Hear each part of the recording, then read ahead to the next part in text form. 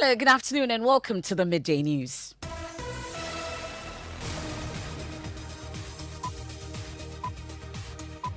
The news is live on Joy 99.7 FM here in Accra. In Kumasi, we are live on Love 99.5 FM in over 30 affiliates across Ghana's 16 regions, including Jubilee Radio in Keta, Amenuveve FM in Aflao, Dreams FM in Bolgatanga, A1 Radio also in Bolgatanga, Radio Max in Takrady, and ATL FM in Cape Coast. We're streaming live on Facebook as well, and go digital on Spotify and the myjoyonline.com app. In this edition, heated exchanges in Parliament as minority and majority sides clash over attendance records in the House. That aspect of the submission, which deals with accusing the clerk of being partisan, be expunged from the record. We're live in Parliament, plus take you to the streets for the people's state of the nation. Myself, like I did my shop, but as nobody they come, I for come the roadside, come say I go get some chop money, go house because kid the house. That's why we did the road top. We have our Living Standard series today. Challenging economic times are forcing the middle class to compromise comfort as a means of survival. See, previously I don't want to mention the amount, but now it's not like that. It has to come down. Problem now. Also this afternoon, President Akufo-Addo has been commissioning a new plant here in Accra. We'll give you details of it. In sports, maintain the current Black Stars technical team for the World Cup in Qatar. President Akufo-Addo urges Giafi leadership. And later in the bulletin, the woes of Kweku the traveller. So anytime you pray, remember my name, remember you know a traveller. The name is Kweku the hustler. He's been far away chasing Kuala. I bet you've been checking the Twitter trends and you realize that Black Sheriff has been topping it since midnight. I'll tell you why. That and more here on the Midday News with me, Emefa Apawu. Please stay with us and thanks for choosing us. We are your home of independent, fearless and credible journalism.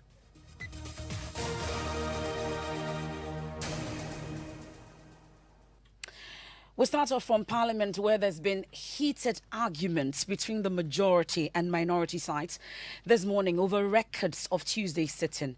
The minority staged a walkout in an attempt to render the House incapable of taking a decision as they will lack quorum. But that was not to happen. The Parliament went ahead to pass the controversial e-levy. We know now that the minority, at least the minority leader, Mahama Ayariga, and the North Chong MP, Samuel Okudzeto Ablakwa, are currently at the Supreme Court seeking to set aside that decision by Parliament. We know also that the General Secretary of the NDC, Johnson Asiedu Nketia, has accused the Clerk of Parliament with tampering with vital documents the minority will use to challenge the approval. Listen to him. The record of the meeting as provided in the votes and proceedings, and to see whether it reflects what actually took place the previous day. I can see in the votes and proceedings that even in recording the members present, all our 136 MPs, apart from Kwesi, all 136 were present. But you see a column in the votes and proceedings where 9 of our MPs are marked absent. Where did this come from? Abdul Latif Dan Ablekuma Central, he was in the house. The cameras captured him. Abdul Salam Adams Niwe Dubiasi, he was present in the house. Amankwa Nicholas Amanfis was present in the house. Avoka Cletus Apul was present. Boatim Joseph Apia was present. Ofosua Jare Lisbeth Techimanov was present. And then you have, it was James Jachi Kwesin, who was not present on our side. So that's the General Secretary of the NDC, Johnson Asiedu Nketia, yesterday in that interaction with my colleague, Kwesi Parker-Wilson. Well, this morning, the minority MPs have taken up the issue. They've gone hard on the Clerk of Parliament, raising concerns about this tampering of evidence in Parliament. Correspondent Kwesi Parker-Wilson joins me with more on this. Parker, let's talk about this heated exchange this morning in Parliament over this issue about attendance and amongst others. Tell us more. Emefa, you're right to say that the minority has gone very, very hard on the Clerk of Parliament this morning. The minority chief, Muntakambak, was very emotional when he raised the matter on the floor. He was clear in his mind that the Clerk of Parliament deliberately decided not to capture some names of the NDC MPs who were in the chamber. In fact, Haruna Idrisu also added that their walkout on Tuesday was very essential in Tuesday's proceedings, and yet that was also not recorded in the voter proceedings. An indication that somebody may have compromised the clerk, or perhaps the clerk is doing something to undermine the minority. So we can listen to Muntaka when he raised the matter on the floor. On every order paper, the yellow one is the order paper, the green one is the votes and proceedings. In the votes and proceedings, out of 9 members who were listed to have been absent on Tuesday, 8 are NDC members, and they were all present in the chamber. Now he says that on the order paper, a very important item, which is the correction of votes, which features at number 4, it's customary. You see, this template, it never changes on the computer, this order paper. It's a template. They never change it. What they change is the order of the sitting number. So this is for the 31st sitting of the first meeting of Parliament. So if they go to Friday, 18th March, what you see is that for the 32nd sitting of Parliament. Those are the only things that they change. But the correction of votes, which is the item number 4, which is perpetual, got deleted. So on the day that the president came to the House, yesterday, for us to do business, when the order paper was printed, there was no place for correction of votes. For the anomalies in the correction of votes for Tuesday's sitting. Well, so, Paka, this was your interaction, rather, with Roxanne Nelson Dafamakbo on these issues. I know that the minority leader has also been speaking about it. Before we hear from the majority, tell us more. Answers from the table office, particularly the Clerk of Parliament, Secretary of Cabinet here. He wants to know why the table office failed to capture, 1, the walkout of the minority, and 2, persons who were in the chamber and actually contributed to discussion on the floor of the House. The political fortunes of my colleagues who have mistakenly been misreported as absent. Ghana Web is reporting 8 NDC minority MPs absent themselves from e-levy. We are endangering even their lives to constituents who may feel betrayed by them of not standing to stand with them in their objection to this matter.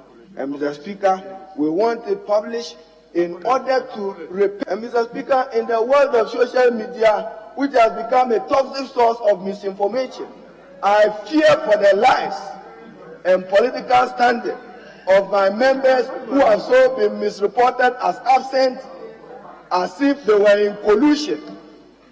They were in collusion to get it.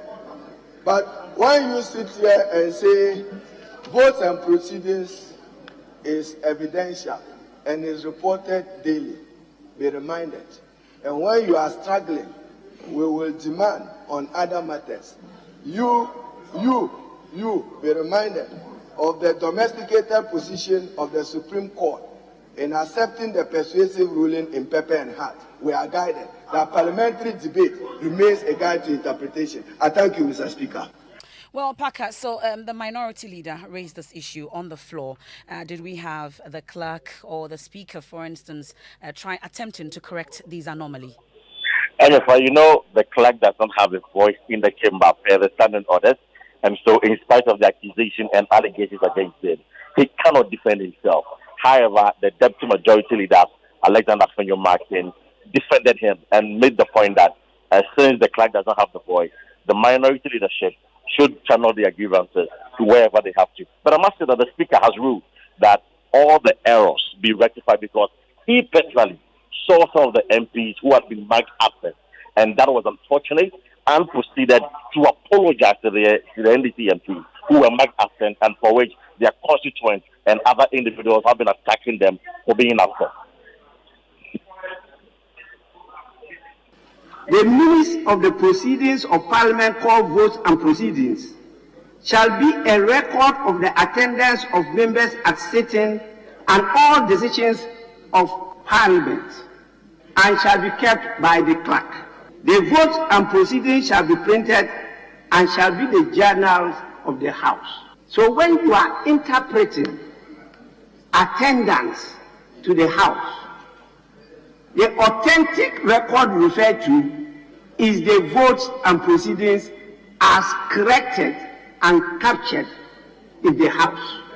This is known to the House and Parliament not the court. Honorable members, as I stated earlier on, I acknowledge and appreciate the emotional way this thing was presented, and I totally also sympathize with you. But as I stated earlier on, this is a draft. We give the opportunity. There are other things that have gone under the bridge, including what we call the attendance register. Now, if you look at the attendance register for that day, definitely there are errors. And the senior member, Honorable Cletus Avoka, pointed out one to us, that even when he went to sign, he was told to come and sit. They know his seat. They will come and identify him and for him to sign. Speaker Alban Babing there. At the heart of all this is the controversial e-levy, and experts are warning of mass withdrawals from mobile money wallets following the passage of the bill into law. But Bloomberg is predicting that the measures announced by the Finance Minister Ken Ofori-Atta, coupled with the e-levy, have reassured investors that the government is bent on reviving the fiscal economy. Well, let me take you to the streets now. Of course, from flowery promises of job creation, tax cuts and booming crop production made by government ahead of the 2020 polls, the new year has rudely awoken many people to the reality of inevitable austerity.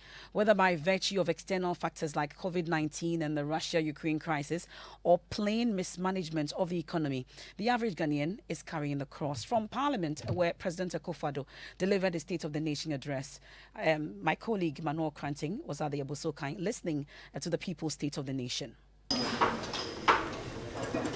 This is Abosokai, Ghana's biggest spare parts dealership hub.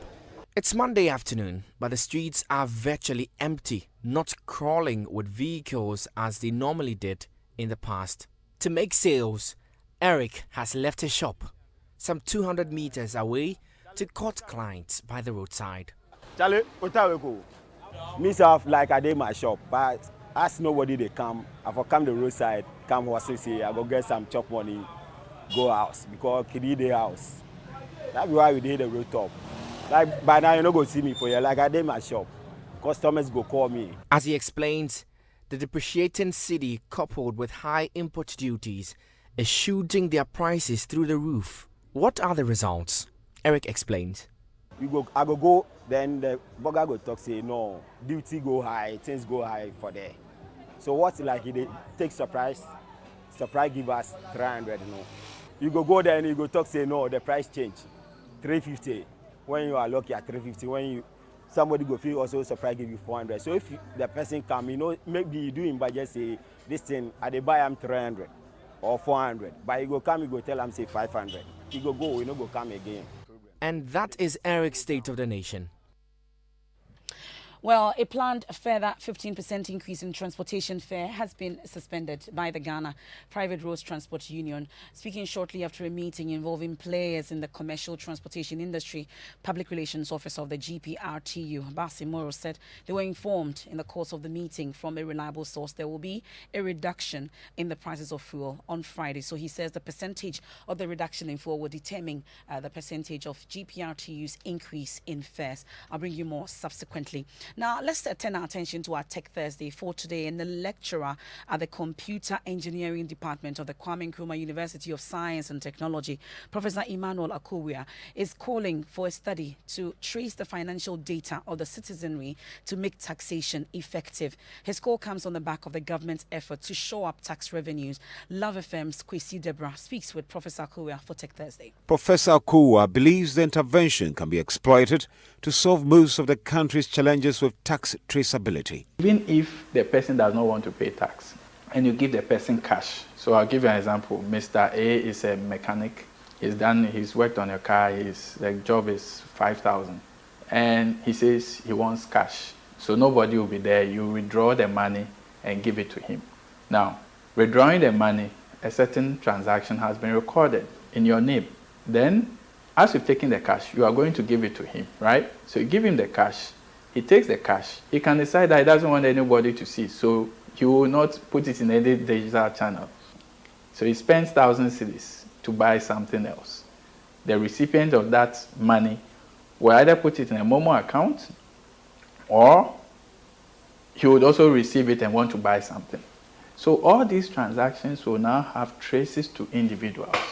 And these traces will become income or expenditure one way or the other. Because all the channels of storage will now be clearly traceable to human beings. We can make available all this data, stitch them together, and then be able to know that, Mr. A, your income profile is this, and therefore your tax profile should be this. This is only possible because of the data which we have made available due to the fundamentals that we are building. That's Professor Akoya there, speaking to my colleague Christy Debra for Tech Thursday. Well, this afternoon, President Akufo-Addo has been commissioning a plant, the Nissan Vehicle Assembly Plant. And for him, the importation of motor and transport vehicles constitutes the leading import into Ghana, estimated at $1.5 billion annually. So government is, however, hoping to reverse it with incentives to encourage the establishment of vehicle assembly plants in the country. He said, despite the economic challenges facing the country, Ghana continues to be the prime investment destination in West Africa. What I can do is to facilitate a dialogue, and that is what I'm going to do, so that then these matters can be looked at. I'm somewhat disturbed by the idea that it is only foreign imports that can guarantee us low price cars for those in the lower income brackets. All over the world, domestic automobile industries are capable of providing cars for low-income people. And we should be working towards that in Ghana, whereby people at the lower end of the income strain can also have access to cars, and not necessarily to second-hand cars. Why not?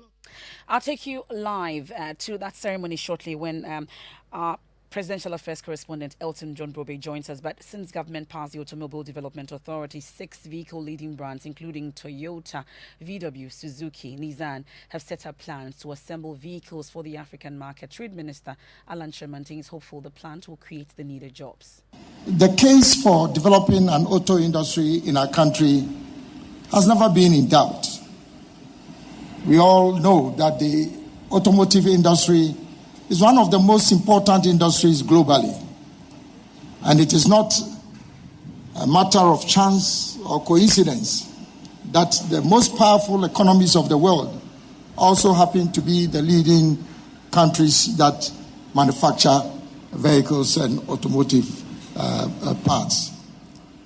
And it is therefore a matter of great pleasure to us in this country that we are currently hosting 5 of the 6 leading automobile countries in the world, automobile companies in the world. So you have Volkswagen, you have Toyota, you have Nissan, you have Hyundai, and the Stellantis group in that order. 5 of the 6 leading auto companies are all being hosted in our country. And I think this is worth celebrating. But, Mr. President, it goes beyond that. There are other reasons why we believe that the auto industry will bring great benefits to our country. That's Trade Minister Alan Shermanting. Well, the Nissan plants, the most modern in Africa, will cost $9 million, we are told. It will also produce Peugeot vehicles. Managing Director of Nissan, Salman Kalmoni, says rule of law and the general democratic climate in Ghana influence the decision to set up here. It is the culmination of a wonderful journey that began 4 years ago when I had the privilege to meet the Minister of Trade and Industry, Alan Kremachu, to take the first steps. I then received the added privilege of meeting with His Excellency the President, starting in 2018 with the signing of our groundbreaking Memorandum of Understanding between Nissan and the Government of Ghana, through to the drafting and acceptance and promulgation of the automotive policy, followed by the selection of our manufacturing partners and then receiving our license to manufacture last year. This has really been an amazing journey. This journey would not have been possible without the dedicated support of everyone involved, since the foundation not only in Ghana, but with also our regional office in South Africa. And I'd like to also take this opportunity to thank the former ambassador of Ghana to South Africa. That's the managing director of Nissan, Salem Kalmoni there. Let me take you back to our earlier story where a planned further 15% increase in transportation fare has been suspended by the Ghana Private Roads Transport Union, GPRTU. My colleague, Maxwell Agbagba, is at that press conference, joins us on the line. Maxwell, give us further details as to what went into this decision. So Emefa, we've had many players in the commercial transportation industry in this meeting that ended about 20 minutes ago. Public Relations Officer of the GPRTU, Abassimo, has been addressing the press here. He says that they were informed by a reliable source in the course of the meeting that there'll be a reduction in the prices of fuel on Friday. He says the percentage of the reduction of the prices at the pumps will now determine the percentage of GPRTU's increase in fares.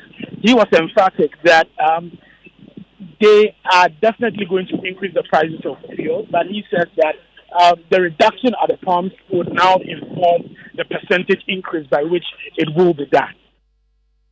To decide on the way forward for transport operators, we wrote a letter to the Transport Ministry dated 17th March 2022, indicating our intention of increasing lorry fares further. If you can recall, we came out with a press release dated 21st February 2022, in which we came out with an upward adjustment in lorry fares effective 26 February 2022. And if you look at the second paragraph of that press release, we did indicate that henceforth we are going to go strictly by the threshold of 10% upward adjustment. Abbas Imoro there. This is the Midday News. You're on Joy 99.7 FM here in Accra. In Kumasi, we're on Love 99.5 FM and over 30 affiliates across Ghana's 16 regions. ATL FM is in Cape Coast, Radio Max in Takrady, Amenuveve FM in Aflao, Dreams FM in Bogatanga. We're also streaming live on Facebook and also on my joyonline.com app. We've taken you to Parliament where we've been talking about that heated exchange there within the minority and majority side over attendance records in the House, we're told. And also 15% increase in transport fares may not come on, and we've been bringing you details from that meeting between GPRTU and other stakeholders. When we return from the break, we have sports, and then I'll have our living standard series today. Challenging economic times are forcing the middle class to compromise comfort as a means of survival. I don't want to mention the amount, but now it's not like that. We have to calm down. Problem now. Later, I'll tell you the woes of Kweku the Traveler. So anytime you pray, remember my name, remember you know a traveler. The name is Kweku the Hustler. He's been far away.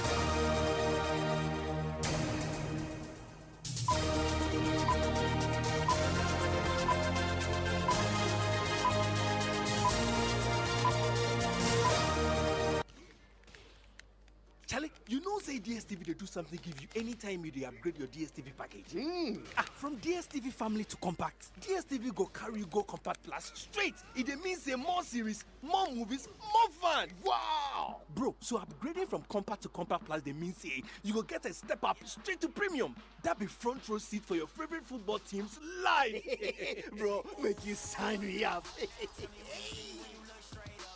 Make you step up to the next level on us. Upgrade your current DSTV package and we go step you up to the next highest package at no extra cost. DSTV, it's your moment.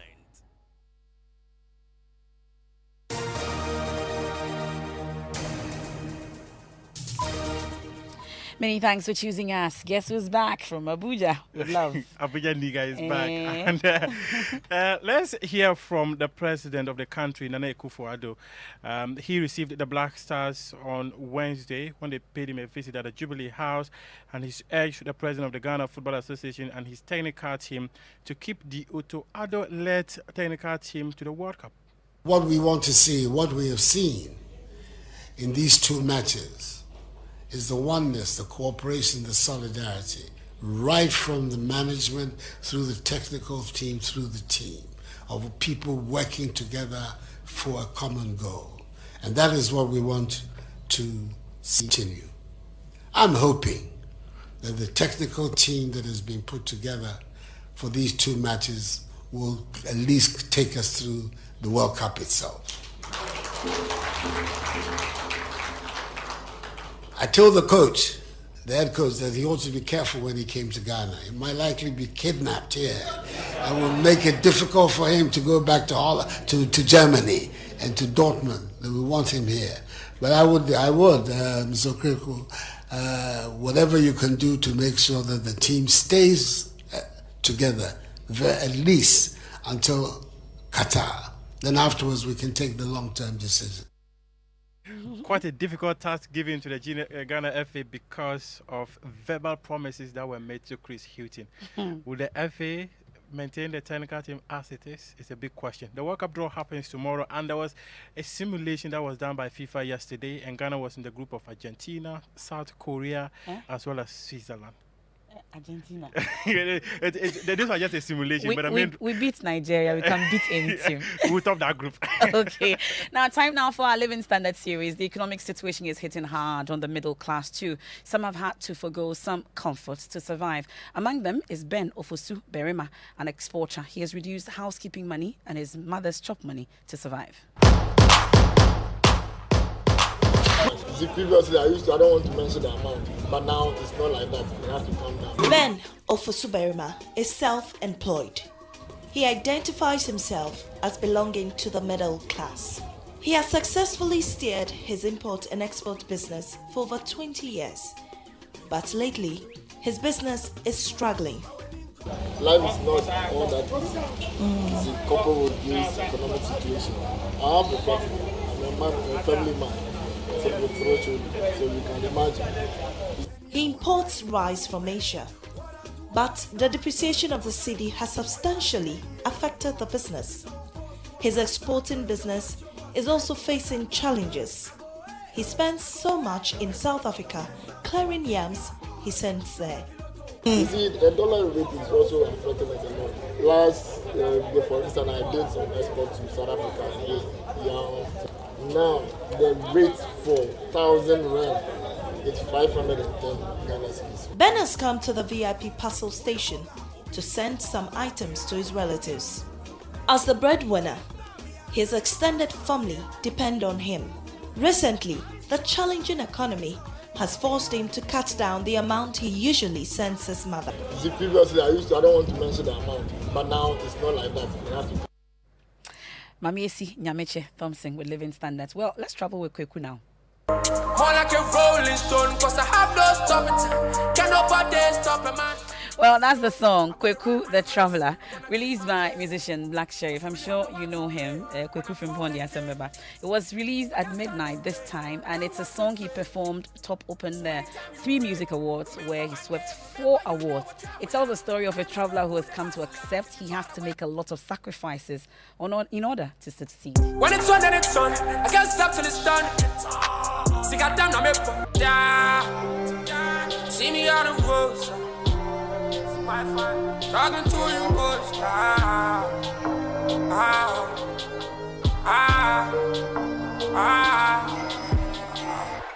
Remember, you know a traveler. The name is Kweku the Hustler. He's been far away, chasing Kuala. I'll be back again for me coming now. I swear on my life, I can't wait to be back. I know you. So that's Kweku the Traveler, and I'm told he's been topping the Twitter trends. Black Sheriff once again. But this afternoon on State of Play at 2:30 p.m. on all our social media platforms, it's truly politically incorrect. All they have not told you from the both sides when it comes to the controversial e-levy. The topic, Akufo-Addo's e-levy victory. Can the anchor hold? That's on later with the heads, the 3 of them, all together on our social media platforms. You don't want to miss State of Play. On myjoyonline.com, many more stories there. Partisan behavior of parliamentary clerk won't be tolerated. Minority. Also there, e-levy. Your case is dead on arrival. Afenyo marking on NDC suit against e-levy. That's and more on myjoyonline.com. Living Word with Pastor Mensa Otabil is up next. I am Emefa Apawu. Many thanks for your company.